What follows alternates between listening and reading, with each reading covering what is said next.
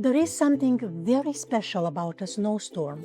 It slows everything down and it makes you feel your space. When winter hits hard, reality hits harder. The parking situation that was fine suddenly isn't. The drafty windows, the high heating bill, the lack of storage, they stop being small inconveniences and start becoming daily stress.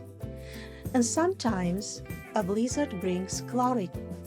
Maybe it's time for a garage. Maybe it's time for better insulation. Maybe it's time to downsize. Maybe it's time to stop postponing. A storm doesn't just move snow, it moves people. It helps them decide, not out of fear, but out of desire for comfort, for ease, for home. If this winter made you feel a bit different about the place you live, maybe it's not the weather, maybe it's time to set new real estate goals. And when you're ready, I'm here.